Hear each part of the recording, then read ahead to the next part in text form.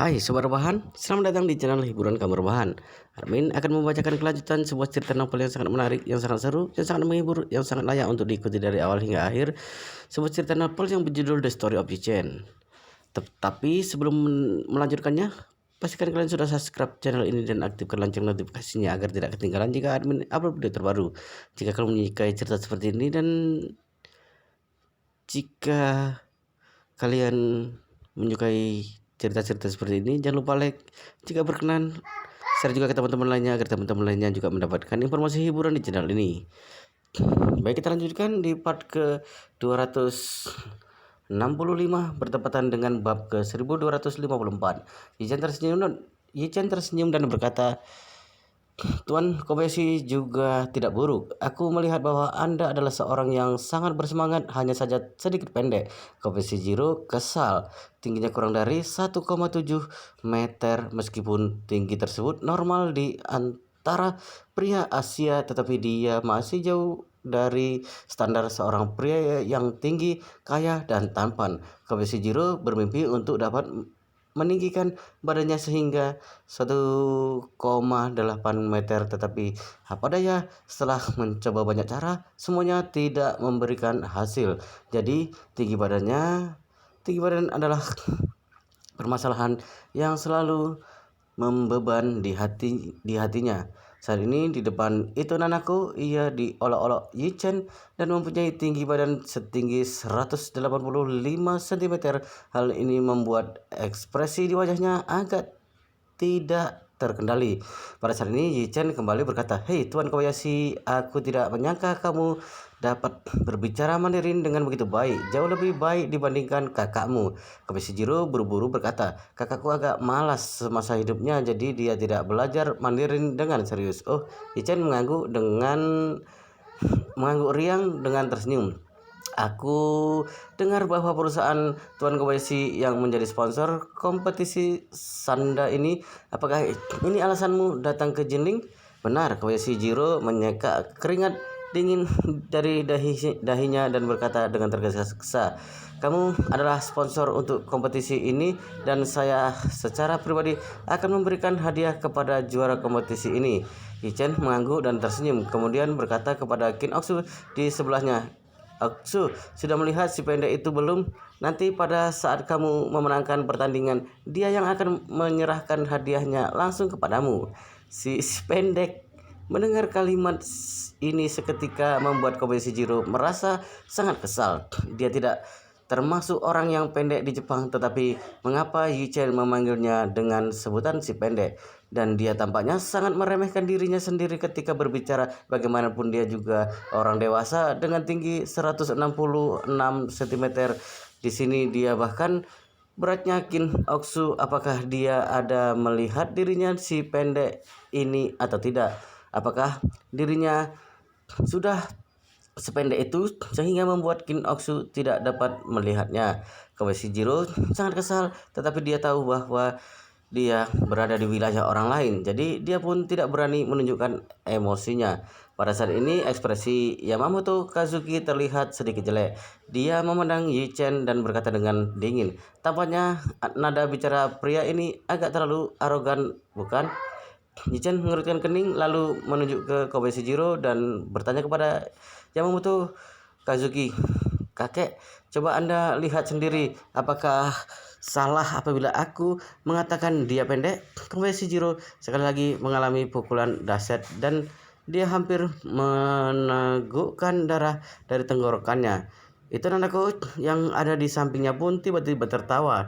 Dia dapat mendengar bahwa Yi-Chen sengaja mengambil kesempatan tersebut untuk mengejek Kobayashi Jiro, tetapi dia tidak menyangka bahwa pria ini akan selucu itu.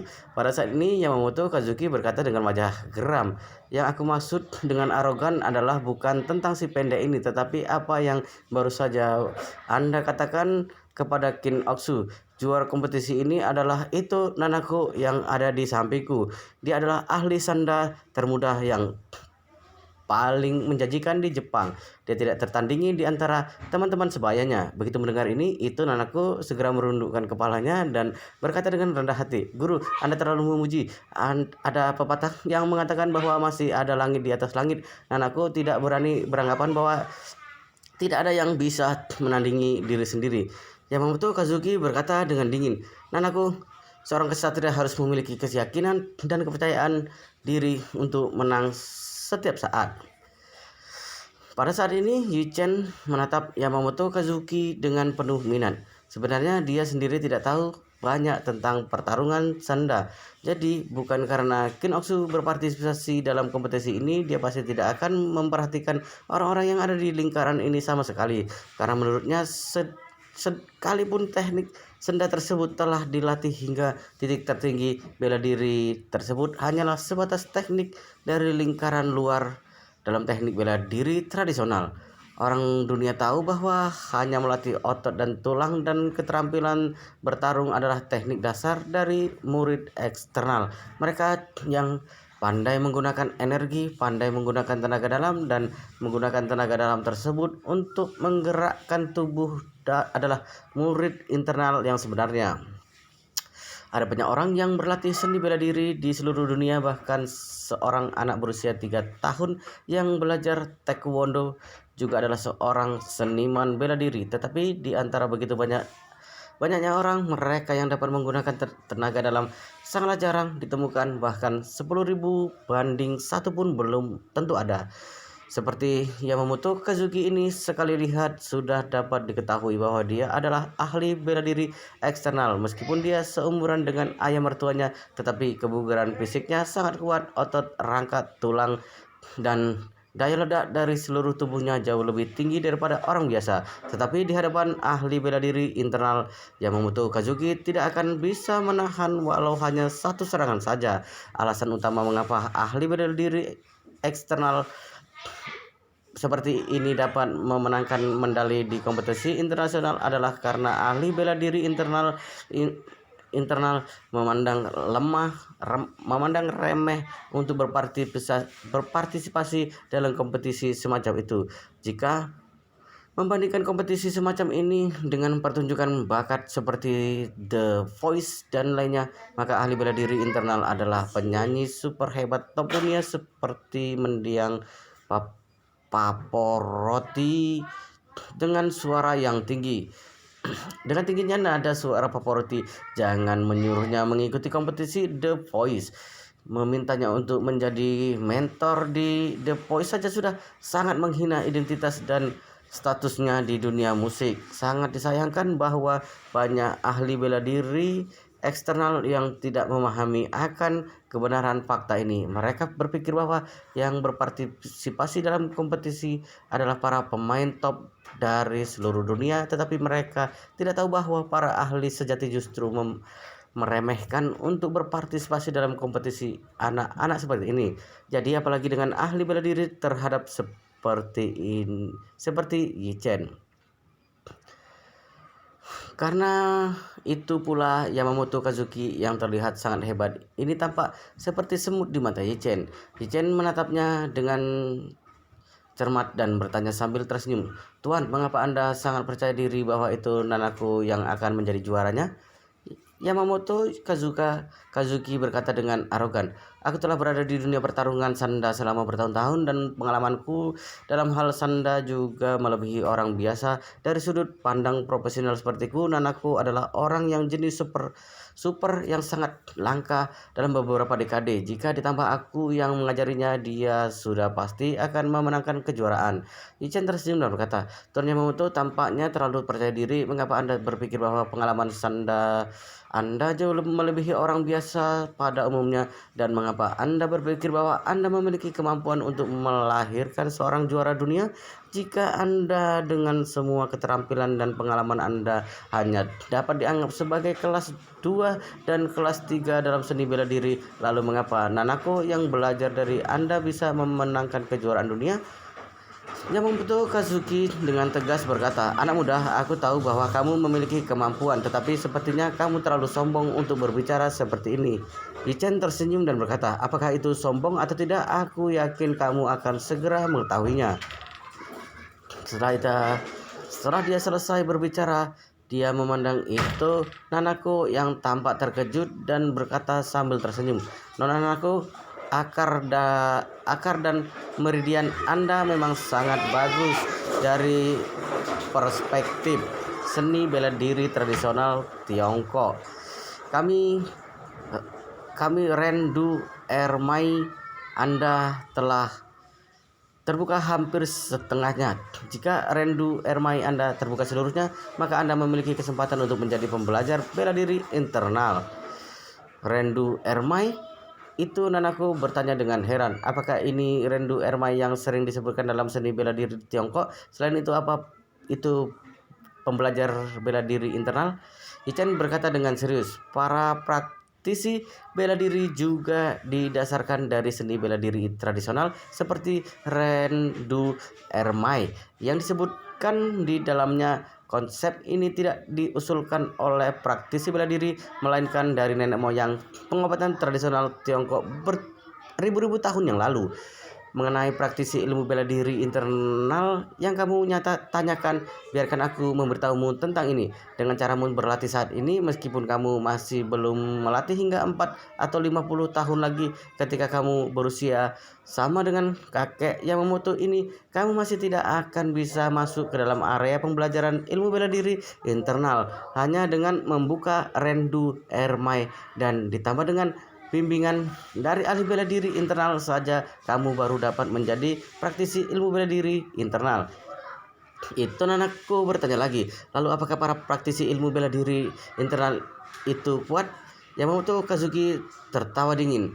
Nanaku, jangan dengarkan omong kosong anak ini. Semua yang disebut sebagai praktisi eksternal dan praktisi internal semuanya hanyalah metode penipu orang dalam seni bela diri Tiongkok kuno. Apakah kamu masih ingat ketika aku memperlihatkanmu sepasang kakek dan nenek Tiongkok yang merupakan ahli seni bela diri Tai Chi sebelumnya? Itu anakku ingat.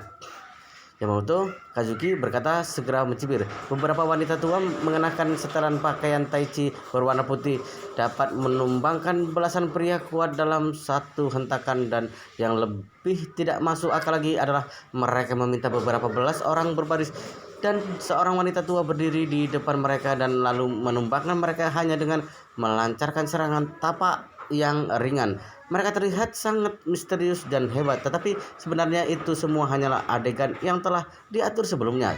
Jangan sedikit tersenyum. Tidak dapat dipungkiri bahwa memang ada banyak orang yang mengertak dan menipu di bawah panji bela diri internal, tetapi itu hanyalah ulah dari para oknum saja. Kamu tidak dapat menyangkal akan keberadaan hal ini hanya karena seorang pembohong ini. Benar juga, beberapa waktu yang lalu aku bertemu dengan beberapa orang di Jinling. Masing-masing dari mereka melabel diri mereka sebagai ahli karate di Jepang. Mereka adalah pengawal dari orang penting. Masing-masing dari mereka membual tentang diri mereka sendiri seolah-olah mereka tak terkalahkan di dunia ini, tetapi pada akhirnya orang-orang ini pun akhirnya dijadikan sebagai santapan anjing oleh temanku. Apakah karena orang-orang ini lemah, maka aku akan menolak keberadaan dari karate Jepang kalian? Yamamoto Kazuki terdiam beberapa saat. Dia tidak tahu apakah yang diceritakan oleh Yichen tersebut adalah benar atau tidak, tetapi ekspresi di wajah Kobayashi Jiro berubah menjadi sangat ketakutan. Dia tahu siapa para ahli karate yang dibicarakan oleh Yichen tersebut. Kakaknya Kobayashi Ichiro selalu memiliki pengawal di sisinya dan semuanya adalah ahli karate Jepang. Namun akhirnya dari cerita mereka selanjutnya dia sudah mengetahuinya sejak lama. Tetapi Yamamoto Kazuki tidak mengetahui akan hal ini. Oleh karena itu ia pun mencibir dan berkata, anak muda, semua yang kalian katakan sebagai Tai Chi ataupun tenaga dalam, apakah berani apabila dibandingkan dengan karate? Kuberitahukan kepadamu, karate adalah teknik bertarung paling kuat dan tidak ada tandingannya di dunia. Karate jauh lebih kuat daripada keterampilan sihir Tai Chi Anda yang dilakukan oleh seorang aktor. Yichen tertawa. Tuan Yamamoto, aku memang tidak terampil dan baru sedikit mempelajari tentang Tai Chi dan tenaga dalam. Jika Anda tidak percaya, apakah Anda berani menerima satu tapak tanganku di sini? Yamamoto Kazuki berkata dengan arogan. Mengapa aku tidak berani? Tetapi kalau aku bisa menahan satu seranganmu, aku ingin kamu berlutut dan berkata bahwa seni bela diri Tiongkok adalah sampah dan kamu adalah sang pesakitan dari timur generasi ini. Sang pesakitan dari timur mendengar 4 kata ini membuat Yichen memasang senyum main-main di wajahnya. Tampaknya Yamamoto Kazuki ini sungguh argon, namun tampaknya dia sedikit adalah paham akan kekuatan dirinya sendiri. Dengan praktisi bela diri internal sampah sepertinya, bahkan meski dia telah berlatih keterampilan bela dirinya hingga titik tertinggi, dia tetap tidak akan bisa menjadi lawannya. Awalnya tidak masalah apabila saling meremehkan satu sama lain saat ingin berduel, namun siapa yang menyangka bahwa bajingan ini ternyata tidak memiliki jiwa sportivitas. Beraninya dia mengeluarkan kata-kata yang pesakitan dari timur sungguh terlalu. Oleh karena itu Yichen sedikit tersenyum dan berkata, karena Tuhan Yamamoto ingin bermain sedikit lebih besar, maka sebaiknya kita memasang taruhan yang lebih besar. Yamamoto Kazuki mencibir dan berkata, tidak peduli seberapa besar kamu ingin bertaruh, aku pasti meladeninya. Bagi Yamamoto Kazuki tidak peduli seberapa kuat Yichen, tetapi akan mustahil baginya untuk dapat mengalahkan dirinya sendiri hanya dengan satu telapak tangan. Oleh karena itu dia pun membuat taruhan ini dengan dia. Tidak peduli bagaimana dia bertaruh, dia pasti akan menang. Jadi dia pun tidak peduli untuk meningkatkan taruhan. Yichen tersenyum dan berkata, begini, aku adalah orang yang paling adil dan berprinsip. Karena kamu telah mengungkit sang pesakitan dari timur. Sebagai orang Tiongkok, aku paling jijik dengan 4 kata ini. Maka kita akan bertaruh seperti ini. Siapapun yang kalah taruhan akan diukir 4 kata tersebut di dahinya dan menggunakan pisau oleh sang pemenang. Yamamoto Kazuki tertawa terbahak-bahak setelah mendengar ini. Anak muda, awalnya aku tidak ingin sekejap ini, tetapi aku tidak menyangka bahwa kamu yang cari mati sendiri. Yichen tersenyum dan berkata, tidak masalah bagiku apabila mencari mati atau tidak. Kita semua sama-sama bermain. Jika aku berani mengatakannya, maka aku berani untuk melakukannya. Cukup beritahu padaku apakah kamu berani bermain atau tidak. Yamamoto Kazuki tidak menyangka bahwa Yichen akan begitu keras kepala. Jadi dia pun segera mencibir dan berkata, mengapa aku tidak berani? Dengan begini, banyak saksi siapapun yang takut adalah sang pesakitan dari timur yang sebenarnya. Mari. Tuan aku buru-buru membujuk, Tuan muda, ini adalah hal kecil, mengapa harus ribut seperti ini? Setelah berbicara, dia memandang Yichen dan berkata dengan serius, Tuan, guruku memiliki temperamen yang buruk. Aku mewakili guruku untuk meminta maaf kepadamu. Dia tidak seharusnya menyebutkan 4 kata itu di depan Anda dan menyakiti perasaan Anda. Mohon Anda dapat memaafkannya. Yamamoto Kazuki berteriak dengan keras, Nananku, meskipun kamu adalah nona besar dari keluarga itu, kamu tidak perlu campur tangan dengan aku, juga tidak mengizinkanmu untuk ikut campur tangan dalam urusan gurumu ini. Ditegur seperti itu olehnya, Nanako segera membungkuk dan meminta maaf. Guru, maafkan aku. Yamamoto Kazuki mengabaikannya dan menatap Yichen dan berkata dengan datar, sebelum kita mulai, pertama-tama kita harus menentukan batasan untuk menang atau kalah. Yichen mengangguk. Mudah, aku akan menyerangmu sekali. Setelah itu apabila kamu masih dapat berdiri, maka aku akan kalah. Yamamoto Kazuki berpikir dalam hati, ada terlalu banyak celah untuk bisa dimanfaatkan di sini. Pertama-tama jika dia melukai salah satu kakiku dengan satu telapak tangan, aku masih bisa berdiri dengan satu kaki. Kedua, jika dia dapat melukai kedua kakiku, aku pun masih bisa tetap berdiri sambil berpegangan dengan kedua tangan. Jadi, tidak peduli bagaimanapun caranya bermain, aku pasti menang. Karena itu dia pun berkata dengan aku, kalau begitu, mari kita mulai. Sesuai dengan persyaratanmu. Bibir Yichen sedikit terangkat. Dia bahkan tidak perlu melakukan persiapan apapun. Dia hanya menepuk dengan lembut ke arah Yamamoto Kazuki menggunakan telapak tangannya. Jika mengukur kekuatan serangannya dengan mata, orang yang tidak tahu pasti berpikir bahwa dia akan mengajak Yamamoto Kazuki melakukan tos. Namun, tidak ada yang tahu bahwa telapak tangan Yichen mengandung tenaga dalam dan energi spiritual yang sangat kuat.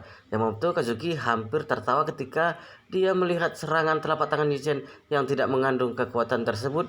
Dia pun berkata dengan jijik, serangan tapakmu ini saja masih tidak bagus. Anak berusia 3 tahun hanya dengan satu tangan saja, aku pasti...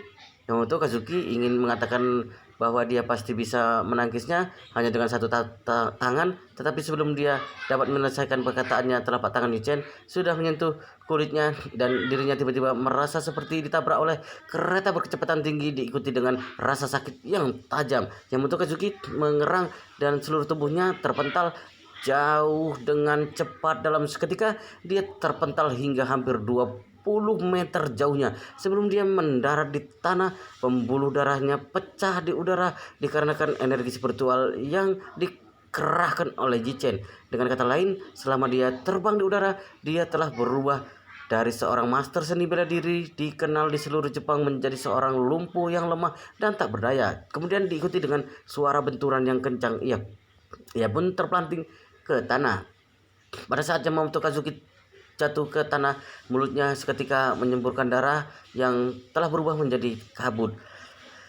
Melihat kabut darah naik ke udara, Yamamoto Kazuki mencoba berdiri dengan rasa sakit dan ngeri di wajahnya, tetapi dia mendapati bahwa tangan dan kakinya tidak dapat mengeluarkan tenaga sama sekali. Dia sama sekali tidak mengerti tentang seni bela diri tradisional Tiongkok. Jika tidak, dia pasti sudah dapat mengetahui akan kondisi saat ini dengan segera. Jika digambarkan dengan 4 kata, maka itu adalah seluruh meridian tubuh putus. Dalam seni bela diri tradisional Tiongkok, begitu meridian seorang terputus, maka orang tersebut tidak akan bisa lari dari kata lumpuh.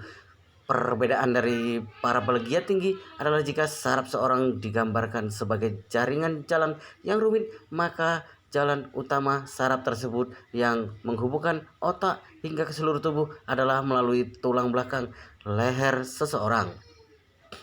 Para pelegiat tinggi sama dengan menghancurkan jalan utama tersebut yang berada di tulang belakang leher sehingga otak dan tubuh tidak dapat berkomunikasi secara efektif. Sedangkan jika seluruh meridian tubuh putus, itu sama dengan menghancurkan seluruh saraf yang ada di dalam tubuh, baik itu jalan utama ataupun jalan cabang.